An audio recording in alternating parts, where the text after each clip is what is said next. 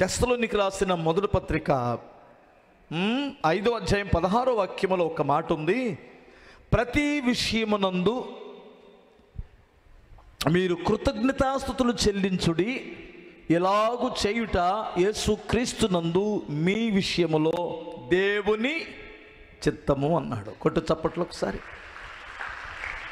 గమనించాలి, ఇరుకులో ఇబ్బందులలో కృతజ్ఞతలు చెప్పడం ఏంటి? యోబు సంగతి ఆలోచించండి ఒకసారి. చదువమ్మా, యోబు గ్రంథం చదువు, 1వ అధ్యాయం 21వ వాక్యం చూడు త్వరగా. నేను నా తల్లి గర్భములో నుండి దిగంబరినై వచ్చి తిని. అమ్మా,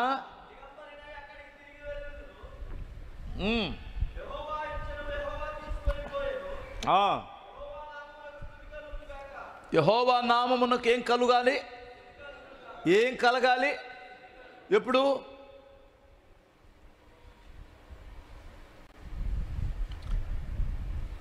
ఎప్పుడురా? పిల్లలు చచ్చిపోయినప్పుడు, ఆస్తి పోయినప్పుడు, అనారోగ్యం వచ్చినప్పుడు ఏం కలగాలంటున్నాడు అంటే దాని అర్థం ఏంటి? ఏం చేశాడు యోబు? స్తుతించాడు. మనం ఎప్పుడు స్తుతిస్తాం? జీతం వచ్చినప్పుడు, లాభం వచ్చినప్పుడు, ఇంట్లో బిర్యానీ వండుకున్నప్పుడు, స్తోత్రము నాయనా లేలు, ఆ రోజు ఆ స్మెల్ తగలగానే అప్పుడు స్తోత్రం, అప్పుడు ఆరాధన, అప్పుడు చర్చి గుర్తొస్తుంది. బాధ వచ్చినప్పుడు, కష్టం వచ్చినప్పుడు, నష్టం వచ్చినప్పుడు, ఇరుకులు ఇబ్బందులు వచ్చినప్పుడు దేవుని స్తుతించగలుగుతున్నామా? ఏమండి, దేవుణ్ణి స్తుతించడానికి నీ నష్టానికి సంబంధం ఉండకూడదు. ప్రతి విషయంలో దేవునికి కృతజ్ఞతాస్తుతులు చెల్లించడన్నాడు. చూడండి, యోనా గ్రంథం 2వ అధ్యాయం 9వ వాక్యములో యోనా కూడా ఏం చేశాడు? కృతజ్ఞతాస్తుతులు చెల్లించి, నేను నీకు బలులర్పించును, నేను మ్రొక్కుకొని నా మ్రొక్కుబడులు చెల్లింపక మానను, యెహోవా యొద్దనే రక్షణ దొరుకును అని ప్రార్థించెను. అంతలో యెహోవా మత్స్యమునకు ఆజ్ఞాపించగా అది యోనాని నేల మీద కక్కివేసెను. కొట్టు ఒకసారి చప్పట్లో. ఎంత అద్భుతమైన మాట! ఎక్కడ చెల్లిస్తున్నాడు కృతజ్ఞతాస్తుతులు? మత్స్యపు కడుపులో, చేప కడుపులో, నాసులో ఉండి, కష్టములో ఉండి, నిరీక్షణకు ఆధారం లేనప్పుడు కృతజ్ఞతలు చెబుతున్నాడట. సైతాన్ గాడు వచ్చి ఏమంటాడంటే, నువ్వు ఇప్పుడు కృతజ్ఞతాస్తుతులు చెబుతావేంటి?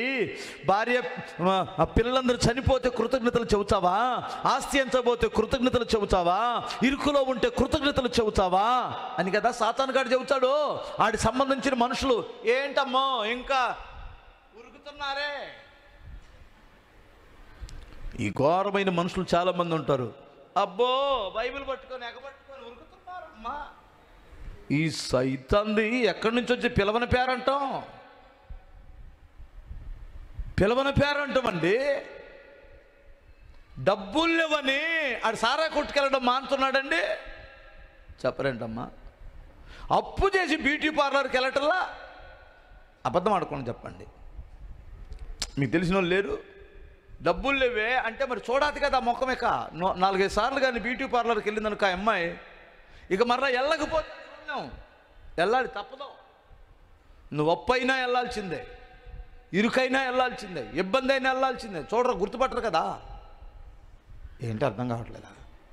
ఒక్కసారి రంగైపోతే ఇంక చూడరు.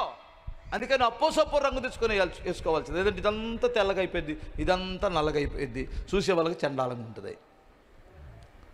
ఒకసారి సారాయి కొట్టుకెళ్ళేటువంటి వాడు సారాయి కొట్టుకెళ్ళట్లేదు. ఇరుకులో ఉన్నాను, ఇబ్బందులో ఉన్నాను ఆగుతున్నాడా?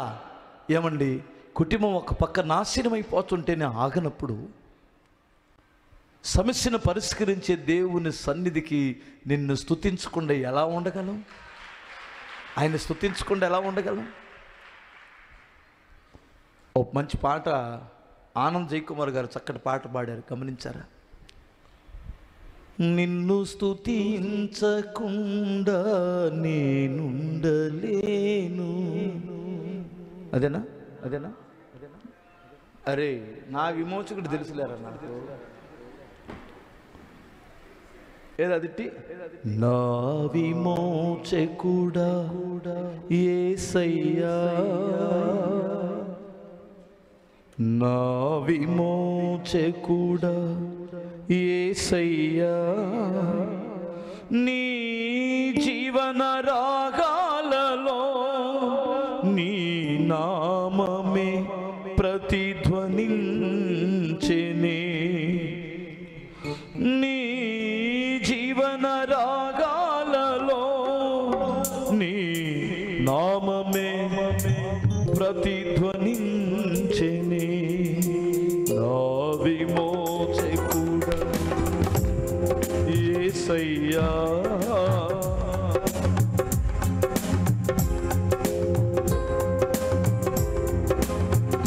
మమతలూరించే వారెవరు? నాకు రావట్లేదురా ఇందులో. మమతలు ఊరించే వారెవరు లేరని నిరాశల చెర నుండి విడిపించినందున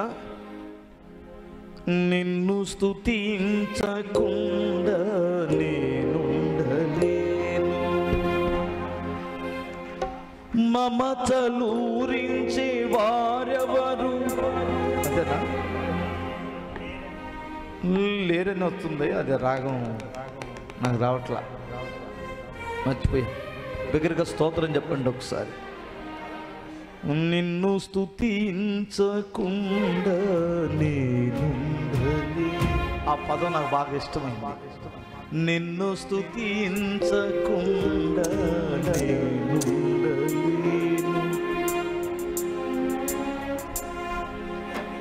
దేవుడు ఏం మేలు చేశాడమ్మా? పొద్దున్న లేతే చర్చి అంటున్నారే, ఏం సంపాదించారు? మీ ముఖాలకి అప్పులు తప్ప భోగాయిచ్చారే గొప్ప దేవుణ్ణి. ఇంతమంది ఉండగా ఆ దేవుణ్ణి ఎందుకు పట్టుకున్నారమ్మా మీరు? లేరా? తలంత బలగం ఉందక్క, తలగబోసే దిక్కులేక సర్వోన్నతుడైన దేవుడి దగ్గరికి వచ్చారు పెద్దక్క అని చెప్పండి. చూడడానికి తలంత బలగం ఉంది, ఇటు చూసినా వాళ్ళే, ఇటు చూసినా వీళ్ళే, ఇటు చూసినా వాళ్ళే. ఆపదలు ఆదుకునేవాడు ఒక్కడు లేడక్క, పెద్దక్క అని చెప్పండి అమ్మా. ఆ దయ్యం పట్టిన మనిషి వస్తుంది కదా మీ ఇంటికి, ఆ దయ్యం పట్టినటువంటి వాడు వస్తాడు కదా, ఏం చేశాడో నీకు గాయపరచడానికి. ఏమి చేయకపోయినా పర్వాలా, దేవుడు రక్షించుటకు సమర్థుడు. రక్షింపకపోయినా మేము మ్రొక్కము, మా దేవుడిని స్తుతించకుండా ఉండలేము. బిగ్గరగా స్తోత్రం చెప్పాలి. ఎంత అద్భుతమైన మాట అండి. 2 విషయాలు చెప్పానని. దేవుడు నీకు విరుకులో నుండి నిన్ను విశాలతలోనికి నడిపించడానికి దేవునికి కృతజ్ఞతాస్తుతులు చెల్లించడం ఆగొద్దు.